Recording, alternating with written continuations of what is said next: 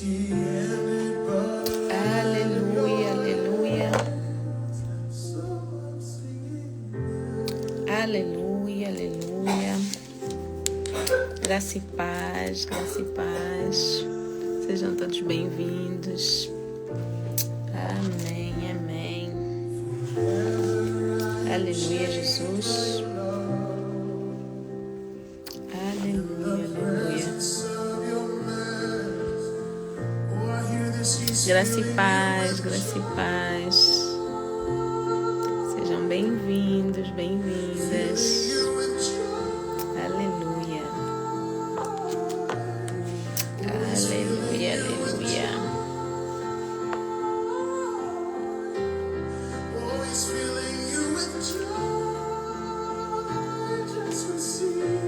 Graça e paz, graça e paz. Aleluia, aleluia, aleluia. Vamos continuar com a nossa leitura. Aleluia, Jesus. Aleluia, Rei da Glória. Aleluia, aleluia. Vamos dar continuidade à nossa leitura, né? Hoje é o dia 22 de janeiro e vamos ler o nosso capítulo 22 de Atos dos Apóstolos. Amém? Aleluia, aleluia, aleluia. Vamos dar os nossos 2 minutinhos, né? Para mais pessoas serem notificadas. Aleluia. Deixa eu fazer aqui a minha parte. Aleluia, Jesus, aleluia, Rei da Glória. Aleluia, aleluia, aleluia. Aleluia, Santo, Santo.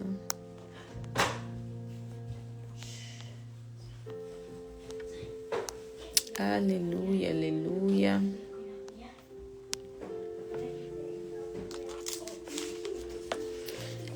Então, se você puder abrir já no livro de Atos, no capítulo 22,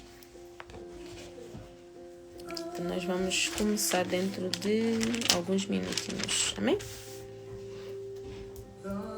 Então, só aproveitamos o tempo, né? Que mais pessoas sejam notificadas.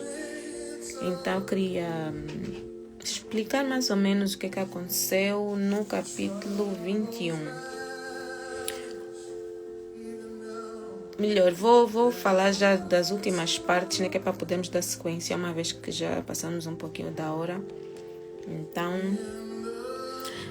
nos últimos versículos do capítulo 21, vimos que Paulo, né, foi espancado pela multidão lá em Jerusalém. Embora ele tenha sido, né, os discípulos pediram que ele não fosse para Jerusalém, mas era necessário que ele fosse, que ele tinha a missão lá. Deus pediu que ele fosse para lá, então chegou a hora dele ir para Jerusalém, para voltar para Jerusalém, né, da missão que ele tinha, que Deus tinha lhe dado, né, que era para ir para outras cidades.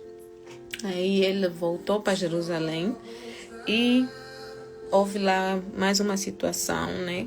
Criou-se lá mais uma situação de intriga e tal, de falsos testemunhos, vamos assim dizer. E então ele ficou ali encurralado na multidão e foi espancado. E depois chegou os soldados romanos, né? Conseguiram tirar ele dali daquela situação. E estavam a subir as escadarias lá para levar lá, que é para entender o que está a passar, né? Para poder ele tirar daquela situação e para ele explicar o que estava a acontecer, porque os próprios soldados não sabiam o que estava a acontecer, estavam confusos, porque daquela confusão toda, daquele tumulto. Então eles retiraram Paulo. Até eles pensaram que ele fosse um egípcio que tinha orquestrado lá um assassinato, um crime qualquer lá que houve. E ele disse que não, que ele falava, né? Que ele era judeu, que ele era israelita, ou seja, que não era ele. Amém? Então, vamos começar a nossa leitura. Amém? No capítulo 22, diz assim: Irmãos e pais, ouçam agora a minha defesa. Minto. Antes de eu continuar com a leitura, eu quero explicar que quando ele estava a subir as escadarias com os soldados, ele pediu a palavra, né, para poder falar para o povo. Aquele povo estava ali todo agitado e tal. Então, como ele estava a subir as escadas com os soldados, né, estava seguro. Então, ele pediu a palavra, pediu ao soldado que lhe permitisse falar ao povo. E aí nós paramos ontem, né? E começa assim, no versículo 20, no capítulo 22, versículo 1. Irmãos e pais, ouçam agora a minha defesa. Quando ouviram que lhes falava, quando ouviram que lhes falava em aramaico, ficaram em absoluto silêncio. Ou seja, quando Paulo fala aqui, irmãos e pais, ele fala em aramaico, que era a língua que eles falavam lá na época.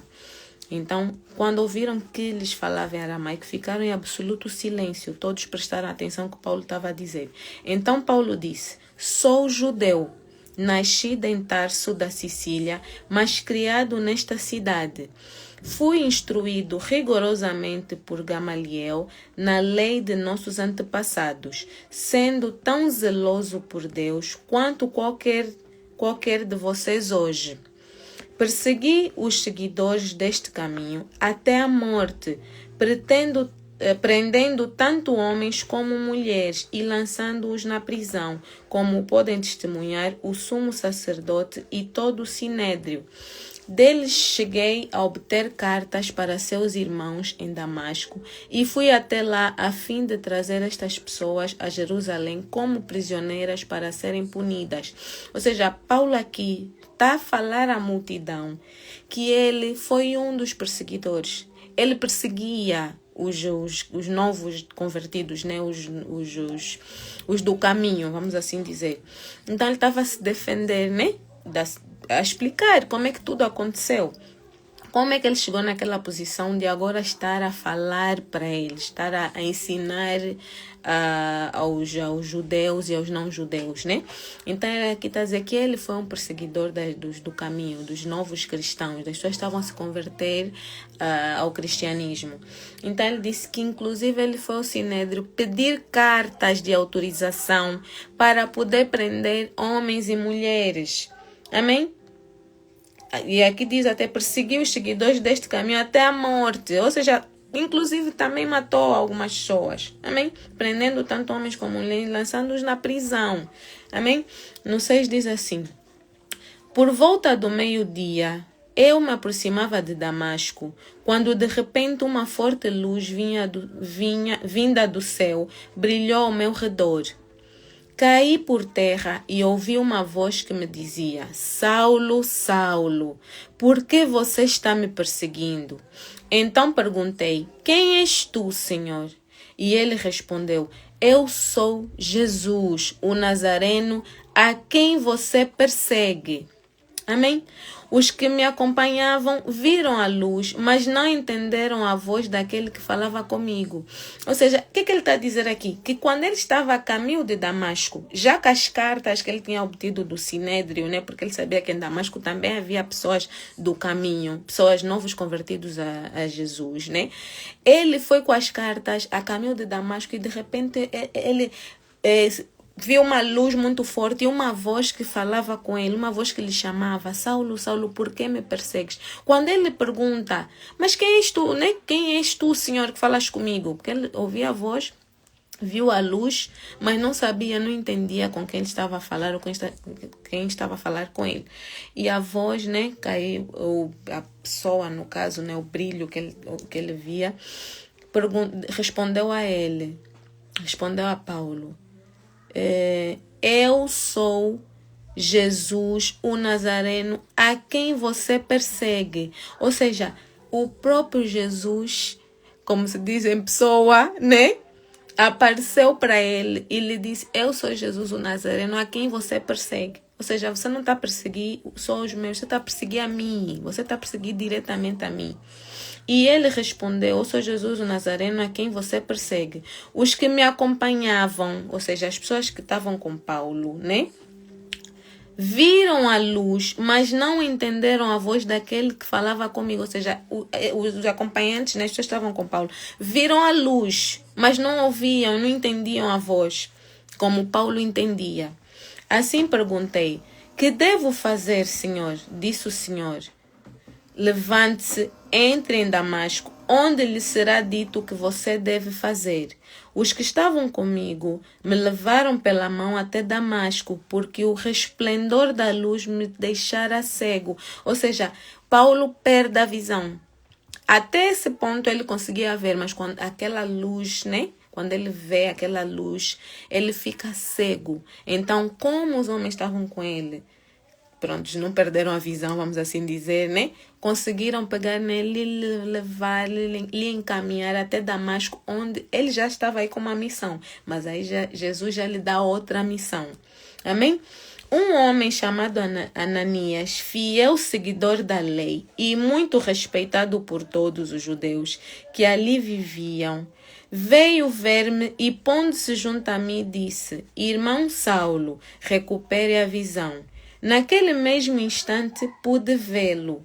Ou seja, quando Ananias diz a Paulo: irmão Paulo, recupera a visão, né? Paulo instantaneamente começa a ver.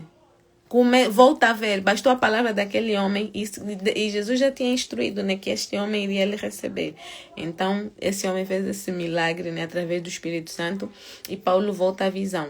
Então ele disse: o Deus dos nossos antepassados o escolheu para conhecer a sua vontade.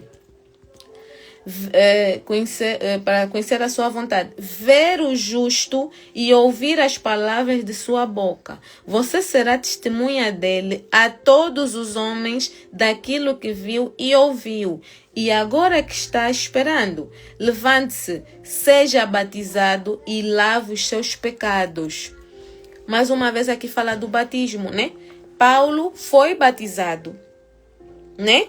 Ou seja, teve que ser batizado. Porque a partir dali ele já estava... A missão que ele tinha de ir a Damasco para ir prender os novos convertidos já foi eliminada. Aí ele já recebe uma nova missão, que é já de Jesus. Ele que perseguiu os cristãos, recebe uma missão do próprio Jesus. Você agora vai para Damasco, você vai encontrar Ananias e ele lá vai te instruir. Então, Ananias aí faz com que Paulo volte a ver, batiza ele e diz: seja batizado e lave os seus pecados, invocando o nome dele. Ou seja, a partir do batismo, já, né? Por isso é que nós dizemos, o batismo é quando a pessoa é batizada, né? Emerge na água e já sai com um novo, ou já é uma nova pessoa. É um novo nascimento. Amém? Tudo aquilo que você fez antes do batismo, todos os pecados que nós fizemos antes do batismo, passam a ser lavados. Jesus limpa. Nós nos tornamos uma nova criatura. Amém? No 17 diz assim: quando voltei a Jerusalém, estando eu a orar no templo, caí em êxtase e vi o Senhor que me dizia: depressa, sai de Jerusalém imediatamente, pois não aceitarão seu testemunho a meu respeito. Lembrando que Paulo, ele era de Jerusalém. Amém? Ele era de Jerusalém. Ele falava aramaico. Mas Jesus lhe orienta a sair de lá. Sai daqui, porque esses vão... Sai daqui depressa, diz assim, depressa, sai de Jerusalém imediatamente, pois não aceitarão seu testemunho a meu respeito. O que essa palavra me traz?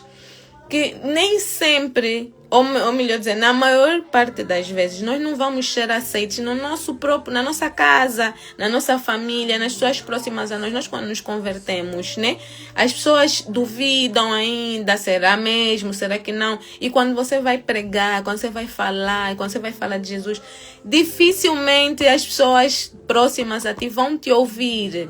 Amém? É mais fácil pessoas que não te conhecem ou pessoas de longe vão receber o que tens para falar do que as pessoas, né, próximas a ti. Aqui essa palavra fala muito sobre isso. Em outras palavras, em outras situações aconteceu a mesma coisa. Jesus também foi rejeitado na terra dele. Na própria terra dele, ele também não queriam saber da palavra dele. Não queriam saber do que ele tinha para coisa. Então, no 19 diz assim: eu respondi: Senhor, Estes homens sabem que eu ia de uma sinagoga a outra, a fim de prender e açoitar os que creem em ti. E quando foi derramado o sangue de tua testemunha, Estevão, eu estava lá, dando minha aprovação e cuidado das roupas dos que o matavam. Eu vou só pedir aqui, vou só parar aqui um pouco e... Não sei se a Rafaela está aqui na live, acho que ela está na live, só para pedir as crianças lembras para fazerem um pouco barulho, por favor. Estão a fazer muito barulho. Aleluia, vou aumentar um pouco o som da... Aleluia, Jesus. No 20, né? Eu vou ler outra vez. E quando foi derramado o sangue de tua testemunha, Estevão, eu estava lá, dando minha aprovação e cuidando das roupas dos que o matavam. Ou seja, Paulo aqui está a dizer que quando estavam a matar Estevão, não sei se você se lembra, mas pronto, voltando um pouquinho nos capítulos que nós tínhamos lido anteriormente. Estevão é um dos 7 que tinha sido levantado, né, com uma nova missão, que era por causa das viúvas que não estavam a receber, né, o suprimento conforme devia ser. Então foi levantado aqueles 7. E desses 7, Estevão era um deles. E ele foi morto. Estevão pegaram, né, a multidão matou Estevão. E o Paulo aqui está a dizer que quando mataram Estevão, ele estava lá. Inclusive, no capítulo que nós lemos sobre essa situação de Estevão, ainda diz que Saulo, acho que recolheu as roupas, qualquer coisa assim, as vestes ou alguma peça de roupa que era de Estevão, ele recebeu. Ou seja, ele aqui, Paulo está aqui a dar testemunho ao povo, a dizer, quando mataram Estevão, estava lá. Ou seja, eu também era o dos que perseguia. Amém? Ele acontece tudo, ele a contar aqui a contar a multidão, né, para ver se acalmava o povo, né, para pararem de coisa. No 21 diz assim: então o Senhor me disse, vá, eu enviarei para longe aos gentios. Ou seja, quem dá a missão de Paulo, né, para ir para os gentios é o próprio Senhor. Amém? Por quê? Porque Jerusalém, onde estava o povo de Paulo, né? Onde estavam os conterrâneos, eles não queriam ouvir. E o próprio Senhor lhe instruiu, vai, sai de Jerusalém imediatamente, depressa, imediatamente sai de Jerusalém, que eles não vão ouvir a tua palavra. Então, o próprio Senhor pega e diz, olha, você vai pregar para os gentios. Amém?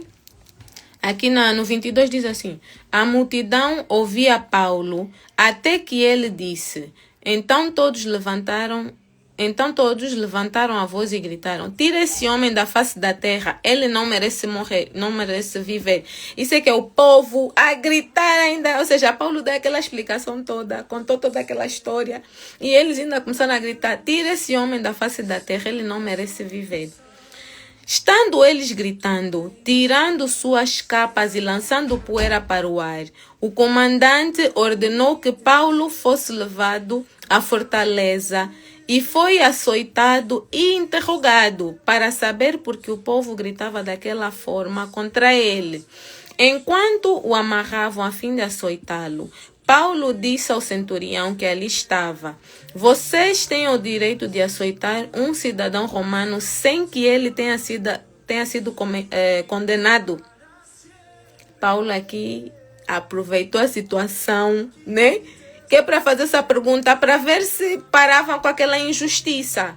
Porque Paulo era judeu, ele era de Jerusalém, mas ele era cidadão romano, ele tinha a cidadania romana. Então, como ele sabia dos seus direitos, como eu já tinha dito antes, né, a Bíblia explica que Paulo não era uma pessoa qualquer, não era uma pessoa comum, vamos assim dizer. Ele tinha uma posição importante, ele era uma pessoa estudada. Ele tinha dupla cidadania, logo ele tinha regalias que muitos judeus não tinham. Por quê? Porque ele era judeu e também era romano. E o Israel, naquele tempo, estava sob domínio romano. Né? Eram os romanos que estavam, vamos dizer, colonizar, governar. Né? Eles eram autoridade governamental. Né? Então ele sabia dos direitos dele. E então ele fazia essa pergunta: vocês têm direito de açoitar um cidadão romano sem que ele tenha sido condenado? Ou seja, estavam a lhe bater e ele disse: não, exercer os meus direitos. Amém? No 26 diz assim: ao ouvir isso, o centurião foi prevenir o comandante. Que vais fazer? Este homem é cidadão romano. O comandante dirigiu-se a Paulo e perguntou: diga-me, você é cidadão romano? Ele respondeu: sim, sou. Então o comandante disse: eu precisei pagar um elevado preço por minha cidadania. Respondeu Paulo: eu a tenho por direito de nascimento. Ou seja, enquanto o comandante teve que pagar para ter a cidadania romana, Paulo tinha direito por nascimento. Amém? Ou seja, eu não paguei. Eu tenho direito porque eu nasci. Né? Porque eu, por nascimento, ou podia ser por ele ter nascido lá, ou pelo pai, ou pela mãe, porque acho que era a mãe que era judia, o pai que era romano. Amém? Então ele já está dizendo: então, olha, eu tenho mais direito que você, então, mais peso ainda. No 29 diz assim: os que iam interrogá-lo retiraram-se imediatamente.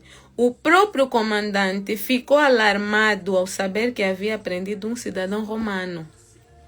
No dia seguinte, visto que o comandante queria descobrir exatamente por que Paulo estava sendo acusado pelos judeus, libertou e ordenou que se reunissem os chefes dos sacerdotes e todo o sinédrio. Então, trazendo Paulo, apresentou a eles.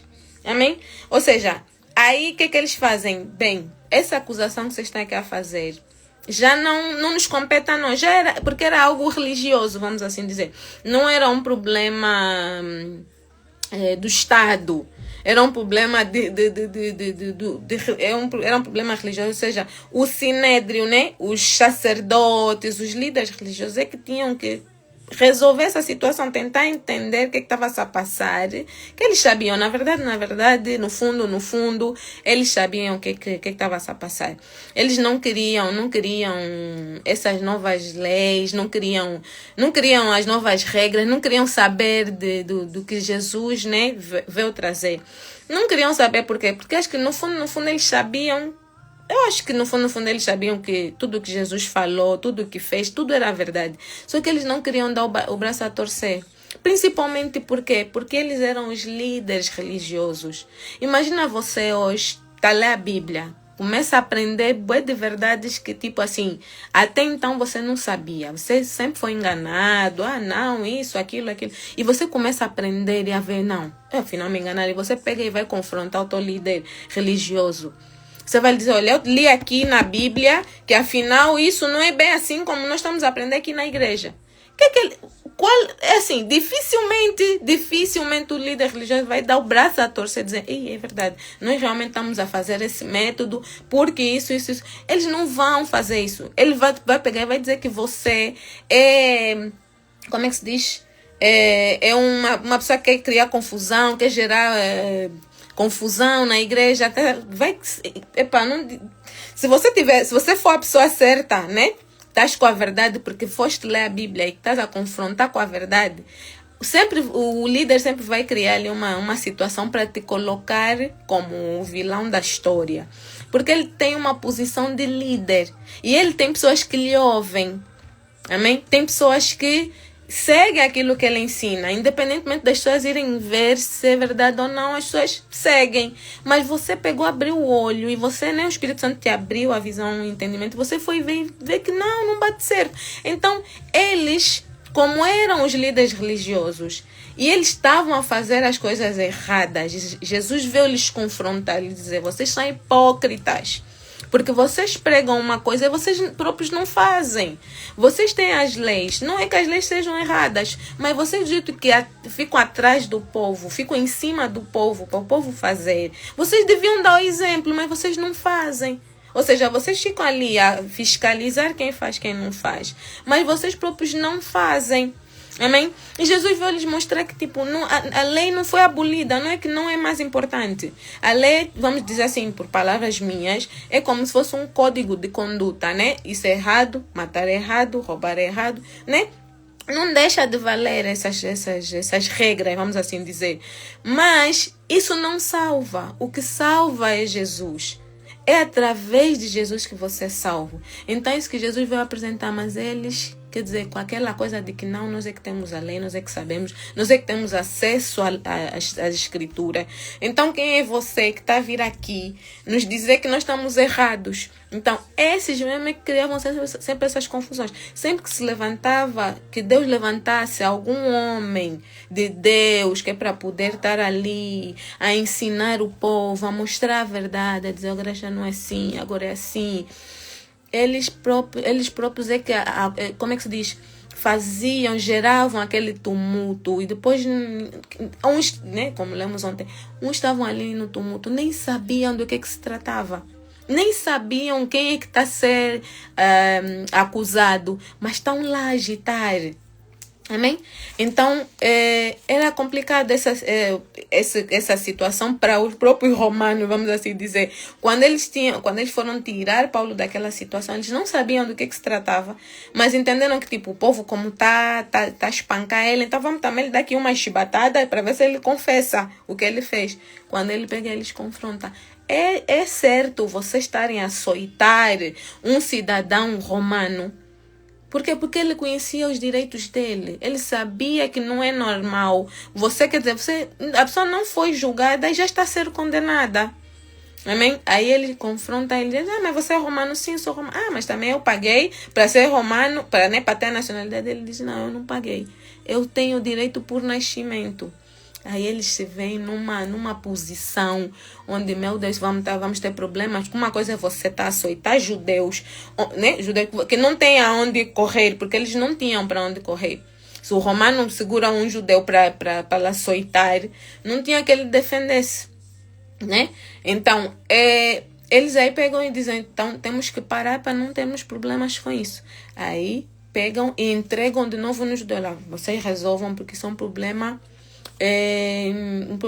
religioso, né? É um problema, pronto, ele também é vosso, então vocês resolvam entre vocês, mas já tinham feito, né, o que fizeram, mas graças a Deus, né, Paulo teve o entendimento, né, pronto, a estratégia de ter feito essa pergunta, pelo menos para parar com aquela situação. Amém? Então, aqui já lemos, né, o 30. No dia seguinte, visto que o comandante queria descobrir exatamente porque Paulo estava sendo acusado pelos judeus, libertou e ordenou que se reunissem os chefes dos sacerdotes e todo o sinédrio. Então, trazendo Paulo, apresentou a eles. Né? Que para quê? Para agora, pronto, agora são vocês, sacerdotes, né? Os líderes que vão ver o que ele fez de facto e resolver. Então, aqui terminamos o capítulo 22, né? Terminamos a nossa leitura do capítulo 22. Amanhã vamos dar continuidade. Amém? Vamos dar continuidade à nossa leitura amanhã, dia 23, Deus quiser. Amém? Amém. A Flávia até dizer, passei por isso.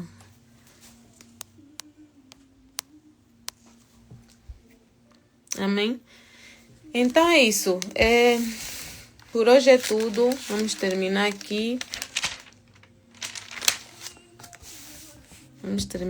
Flávia, queres falar mais alguma coisa? Queres entrar em detalhes? Ou queres dizer o que aconteceu? Assim, né? Em qual situação? Porque nós falamos de várias situações. Falamos, né, sobre o facto de quando Deus dessa estratégia de Paulo sair de Jerusalém, era pelo facto de na tua cidade, né, os teus dificilmente vão te ouvir. Os da tua casa, né, as pessoas próximas a ti, dificilmente vão te ouvir. Então foi mais nesse contexto que Deus pediu que é para ele sair, né? Confrontei um pastor sobre o que dizia na Bíblia. Pois também falamos dessa em relação que ele pregava. Exatamente. Dificilmente um líder espiritual ou um líder religioso, você se for lhe confrontar com alguma verdade, né? Até não digo confrontar, mas às vezes é uma dúvida legítima que você encontra, né? E você vai ver, não, mas aqui, por que nós fazemos isso? Se aqui a Bíblia diz ao contrário, né? Depois vai do entendimento, mas se a pessoa for humilde, vai te dizer, não, é assim, nós fazemos isso, né? Vai tentar dar uma explicação. Em relação àquele pregar sem viver, sem dar exemplos, pois É como os fariseus, né? Amém? Então é isso, os fariseus eles faziam isso. E hoje em dia ainda existem os fariseus. Só não tem esse nome, né? Tem, prontos. Mas é isso, é o pregar, né? Que a Flávia está dando aqui o exemplo dela. É o pregar e não viver, não mostrar, né? Não mostrar, não pôr em prática aquilo que está a falar, aquilo que está a ensinar. E muitas das vezes exigem, né, que as pessoas façam, tem que fazer isso, tem que fazer aquilo, e ele próprio não dá exemplo. E para sair da situação, disse que era um espírito que queria plantar confusão. Pois, eu acho que o mais sábio que uma pessoa pode fazer é, quando você vê que a igreja onde você está a ir contra aquilo que a Bíblia fala, está a ir contra a verdade bíblica, né? E assim, nós normalmente sentimos uma aflição, um incômodo. E eu creio que seja o Espírito Santo mesmo a nos causar essa situação, esse incômodo. Então, se você está sentindo esse incômodo, é preferível você sair do que tentar confrontar, porque sempre eles vão se levantar e a dizer que não, é espírito de confusão, espírito de divisão, de rebelião. Sempre vai ser isso. Por quê? Porque ele já, né, é o dogma da igreja, é a coisa que eles pregam, que eles acreditam e, enfim, tem muitas situações como essa.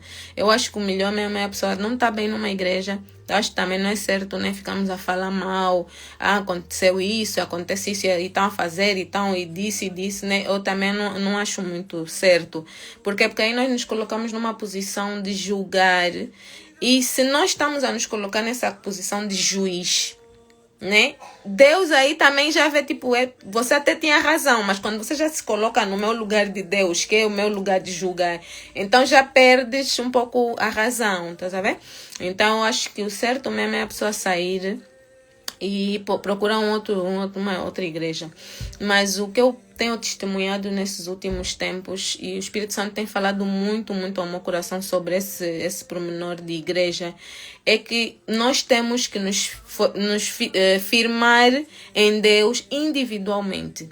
A própria palavra fala sobre isso, mas nós temos como é que eu posso dizer? Uma dependência espiritual, porque nós achamos sempre que o nosso líder, como está mais conectado com Deus, então vai ser mais fácil. Não, se eu ouvir só já o pastor vai falar, assim eu não preciso mais abrir a Bíblia, não preciso ter muita conexão com Deus. Não, se eu for à igreja, lá já tenho que orar, então já oro já lá.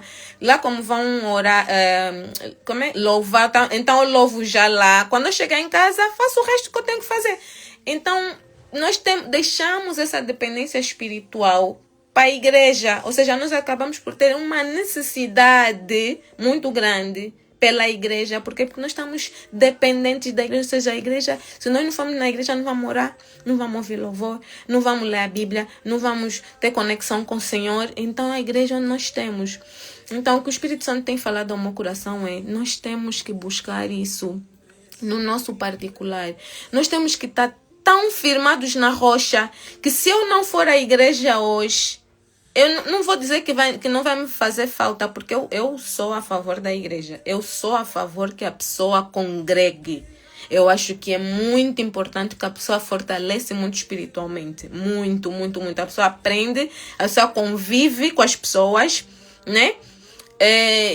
Enfim, e não só para nós, para as crianças, né? Nós somos pais, mas é muito importante. Mas ultimamente eu estou até mais certeza ainda que a nossa base tem que ser nós a buscarmos. Sabe por que eu tenho essa sensação? É porque nós vemos muitos defeitos na igreja, porque nós não nos lembramos que as pessoas que estão na igreja são pessoas como nós. São pessoas pecadoras, são pessoas falhas, são pessoas que têm defeitos como nós. Nós achamos que todo mundo que vai à igreja é perfeito. Não, aquele meu irmão, ele como ora bué, então ele é mais perfeito. E quando o irmão te dá uma resposta maldada, se o irmão não te cumprimenta, então já vai achar que tipo, então tem um demônio, então o irmão não é tão santo como eu pensava. Ou seja, nós temos uma ideia errada de igreja, né? E nós metemos muito, como é que se diz? Damos muito... Ai, meu Deus, ficamos muito necessitados. Amém? Então, quando nós estamos ali em casa, orarmos, lermos a Bíblia, ouvirmos louvor, ouvirmos pregações. Olha, eu gosto de ver podcasts. Eu gosto de ver podcasts porque me edifica muito. Eu gosto de ver testemunhos, me edifica muito. Eu desde que acordo, eu ponho louvor. O que eu tiver a fazer, se eu for trabalhar, eu vou pôr louvor. Se eu for para a uni, eu ponho louvor no carro. Aonde eu estiver, eu ouço louvor. Porque eu sinto que o meu espírito precisa de se fortalecer. E ai de mim que deixa uma brecha. Ai de mim, porque eu já estive nessa posição de achar que vou só fazer uma coisa. Hoje não vou ouvir. Tem aqueles momentos também de silêncio que você não quer ouvir nada. Você não quer ouvir nada. Também não é mau. Porque aí você também vai ouvir a voz de Deus. Mas tem um momento que nós temos que estar nos alimentar. Então o que eu estava a dizer é quando tu te alimentas assim, você não vai sentir falta se você não for, hoje eu não fui à igreja. Você não vai se sentir fraca, você não vai sentir, ai meu Deus, agora como é que eu vou fazer? Não orei hoje, não fui à igreja, ai meu Deus. Então, há essa necessidade. Esse é um ponto. O segundo ponto é que tenho quase a certeza que Jesus está mesmo às portas. A vinda de Jesus está tão próxima que a natureza, tudo à nossa volta, mostra isso. Então eu me pergunto, se Jesus voltar, né? Ou seja, antes de Jesus voltar, imagina que começa, porque já tem muitos países assim, que tem a perseguição religiosa. É proibido ter igreja, é proibido ter Bíblia. Como é que nós vamos saber que amanhã o governo que vai entrar decide que não pode ter cristãos? A Bíblia é proibida. Quer dizer, nós não nos fortalecemos enquanto podíamos. Então, eu vejo essa necessidade assim muito, muito urgente de nós nos alimentarmos mais de Deus, nós estarmos mais conectados com Deus e não dependermos tanto de igreja, não dependermos tanto de alguém que vai nos pregar, que vai nos explicar. Nós temos que começar a ter contato com Deus. Porque Deus capacita, Deus ensina, Deus fala, Deus nos orienta de uma maneira que nós não temos noção. Porque nós às vezes pensamos, eu tive um feeling, eu tive uma impressão, eu tive um pressentimento. Quer dizer, é mais fácil nós falar que tivemos um pressentimento do que falar, o Espírito Santo me falou. Quando nós começamos a falar com essa convicção que o Espírito Santo me falou, o meu sexto sentido. Quer dizer, é mais fácil nós irmos para essas coisinhas de que nós estamos acostumados a falar, ouvimos a falar e fica fixado, do que falamos, o Espírito Santo me revelou que eu não posso ir por aqui, o Espírito Santo me orientou que eu não posso fazer isso. É o Espírito Santo em nós que nos dá o discernimento, é o Espírito Santo em nós que nos dá direção, que nos mostra, olha, às vezes nós saímos mais tarde, era para sair às 8, sair às 8h05, e às vezes é o Espírito Santo que te prende. Cria uma situação, você já está saindo, principalmente com criança. Fez xixi na calça, agora tem que lhe dar outro banho, lhe vestir, você que já estava quase a sair. Você fica com raiva, porque não sei o que, criança, ficas agitada. Afinal, o Espírito Santo te deu um livramento, você nem sabia. O nosso problema é que nós não vemos o mundo espiritual. E muitos de nós não acreditam, infelizmente. Muitos de nós não acreditam, mas é real. É real, existe, é mais real do que nós pensamos. Eu dou sempre esse exemplo. O mundo espiritual é como a eletricidade. Você não vê, mas existe. Você não vai lá pôr o dedo na tomada porque sabes que dá choque, mas você vê. Você não vê, mas existe. Então, o mundo espiritual é assim, existe. Então, nós temos que estar mais conectados com Deus. Nós temos essa necessidade espiritual de Deus. Então, olha, eu acho que é isso. É mesmo estarmos aqui, vamos ler. Acabamos a leitura hoje. Vocês quiserem, continuem. Se vocês quiserem, não. Com vontade ou sem vontade. É mesmo pegar. Querem ler, vão ler João. Né? Nós começamos a nossa leitura em Atos. Porque eu já tenho vindo a fazer a minha leitura bíblica. Então, o que nós estamos a fazer é continuar o meu devocional. Mas eu leio aqui com vocês Atos. Mas eu antes de dormir, ou quando tem assim um tempo, né? Vamos assim dizer. Durante as minhas tarefas, eu paro para ter um momento também com Deus. Aí, o que eu faço? Eu estou a ler Salmos. Nesse momento, sozinha, eu leio Salmos. Estou no Salmo... Deixa eu soltar para ver. Está aqui assinalado. Salmo... Então, é isso que você tem que fazer também. Ter também o teu também... Eu estou no Salmo 73. Então, estou a ler o Salmo 73 e estou a ler o livro de Atos. O livro de Atos é que eu peguei, comecei a ler com vocês aqui online. Tá vendo? Isso é para quê? Para poder incentivar mesmo. Eu, quando digo abram também a vossa Bíblia, é para vocês também terem mesmo esse hábito também de terem a vossa leitura. Então, peguem a Bíblia, comecem a ler, comecem a ouvir louvor, ponham louvor dentro de casa, muda a atmosfera. Às vezes é pai que grita, é mãe que grita, é filho que grita, e grito, e barulho. Se vocês puderem mudarem a atmosfera do vosso lar, é importante, isso também ajuda na hora de você se conectar com Deus. Porque às vezes é muita confusão, muito barulho. Você vai tentar ler, você não tem como ler. Amém? Então tem que começar a fazer começar a gerar essa atmosfera espiritual dentro de casa. Leitura, falar com Deus não tem ciência. Vocês me veem a orar, como é que é a minha oração? É falar mesmo, falar, normal. Não tem, a menos que também queiram ler o Pai Nosso, tem aqui na Bíblia, sigam, o Pai Nosso está aqui na Bíblia. Mas o falar com Deus é o natural, é falar naturalmente com Deus, não tem ciência. Mesmo que você acordar e falar, Senhor, obrigado pelo dia de hoje, Senhor, obrigado por esse alimento, você já está a falar com Deus. Não pensem que, não, só falei 2 minutos, Deus não ouviu, para Deus não é suficiente. Se você puder falar mais, amém. Mas o que você falar, que palavra você falar, deixa você falar direto com Deus, Deus te alegra. Deus te alegra porque Ele está vendo, meu filho, minha filha está a ter comunhão comigo, está a ter contato comigo, conexão comigo. E você vai sair de 2 minutos de oração, né, de falar com Deus.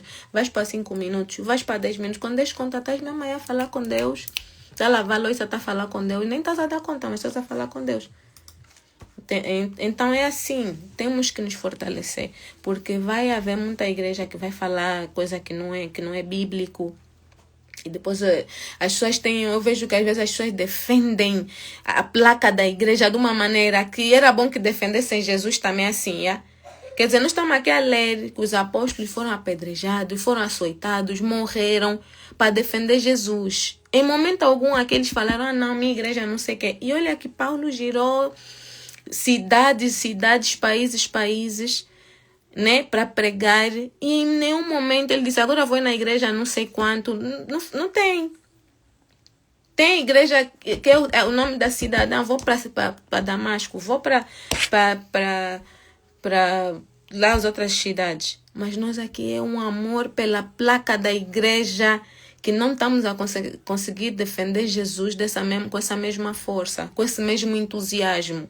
Mas na minha igreja ninguém fala mal. Não, minha igreja, não. Come on, é Jesus. O centro é Jesus. Quem nós devemos defender é Jesus. O que a Bíblia fala? Amém? Então é tirar o coração da placa, tirar o coração dos líderes espirituais, porque as pessoas também pegam o líder, também lhe põem num pedestral. Isso é idolatria. Já falamos da idolatria.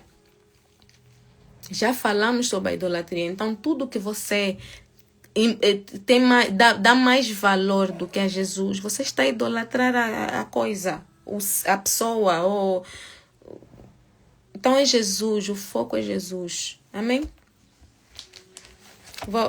Ainda temos um bocado de tempo. Vamos ler. Eu gosto do livro de João, porque fala muito de Jesus lá.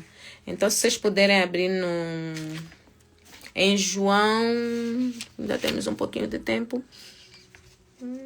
João 15, 4.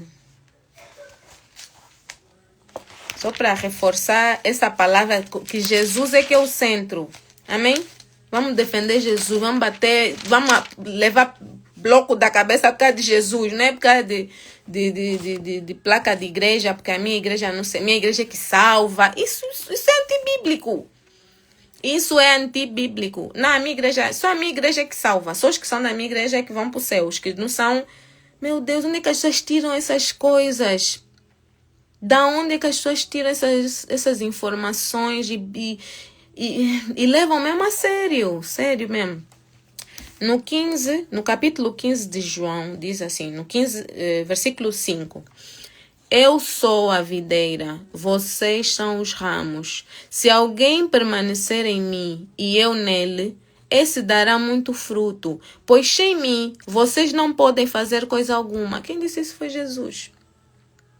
Quem disse isso foi Jesus. Eu sou a videira, vocês são os ramos. Ou seja, nós estamos implantados em Jesus. Jesus é a árvore que está em raiz, que está a alimentar. Nós somos só os ramos. Amém? Nós somos os ramos. Se cortarem um ramo ou tirar a folha, né? A videira, a árvore morre. Quantas árvores você vê que precisa de podar? Tira o ramo, a árvore não morre. Fica mais forte até. Então nós só somos os ramos. Jesus é a videira. Amém? Se alguém permanecer em mim e eu nele, ou seja, tem que haver a relação, tem que ter essa relação. Eu em Jesus e Jesus em mim. Amém? Esse dará muito fruto. O que é o fruto? O fruto são as manifestações de Jesus em ti. São as manifestações do Espírito Santo em ti. Amém? Pois sem mim, vocês não podem fazer coisa alguma. Depois no versículo 8 diz assim: meu Pai é glorificado pelo facto de vocês darem muito fruto, e assim serão meus discípulos. Ou seja, os frutos que nós damos, que nós não podemos só dizer que somos de Jesus, temos que dar fruto. Esses frutos glorificam o nome de Deus. Os frutos que nós damos dão glórias a Deus. Aqui está a dizer, o meu Pai é glorificado pelo facto de vocês darem muito fruto, e assim serão meus discípulos. Ou seja, quando nós começamos a dar frutos, nós somos considerados discípulos de Jesus. Deus é glorificado. Por que Deus é glorificado? Como é que Deus é glorificado? Quando nós geramos, quando o Espírito Santo gera a transformação na nossa vida, né? Quando nós aceitamos Jesus e começa a haver uma transformação, você é batizado, você se arrepende dos teus pecados, você nasce uma nova criatura, então começas a mudar, né? Muda isso, tira aquilo, põe isso, tira aquilo, põe isso. As pessoas que vão ver, vão testemunhar, vão glorificar Deus. Vão ver, não, Deus está trabalhando na vida dessa pessoa. Amém? Você que está a ver que você já não fazia as coisas que fazia, que você agora está a fazer coisas novas, porque Jesus mora em ti, você vai glorificar Deus e vai dizer, eu mesmo nunca. Eu sozinha nunca ia conseguir fazer isso, só mesmo Deus. Quando você faz isso, você está a glorificar Deus, você está a dar crédito a Deus. A própria palavra te diz isso. Meu Pai é glorificado pelo fato de vocês darem muito fruto, e assim serão meus discípulos. Amém? Então, vamos ficar com mais essa verdade. Na verdade que já aprendemos, vamos aumentar mais essa verdade.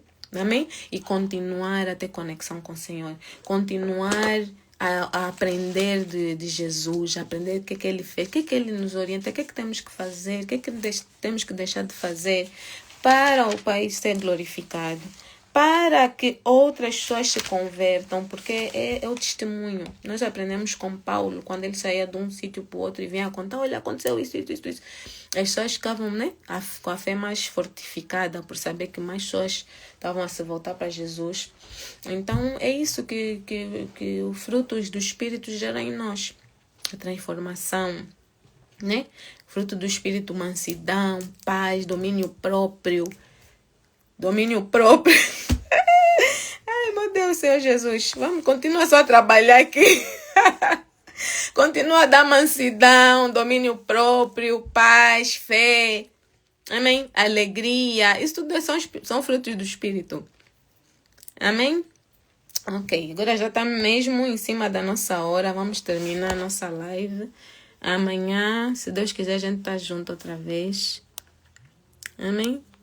É verdade, Flávia, é verdade. Aqui mesmo, eu falo, você aumenta aqui na mansidão, aumenta aqui no domínio próprio, então, meu Deus. Que às vezes a pessoa, né? Acontece uma situação, você quer explodir, então tem que, não, espera, eu sou de Jesus. Não posso. Então... Mas para você se lembrar que é de Jesus, aí vai se custa. Será que eu ainda estou no mundo ou já estou em Jesus? Não, estou em Jesus. Não, calma. Aleluia, Jesus. Ai, Senhor. Misericórdia do Senhor mesmo. A palavra de Deus diz: a misericórdia do Senhor se renova todos os dias. Ainda bem, senão estava mal. Íamos ser fulminados. Assim, bem rápido mesmo. Mas como Deus é bom. Ai, enfim. Vamos orar então para terminar, né? Estamos já dentro do nosso tempo. Ultimamente já estamos a nos esticar um pouco, mas é por uma boa causa. Aleluia, Jesus. Quem puder fechar os olhos, não sei se alguém tem algum pedido de oração. Amém, amém.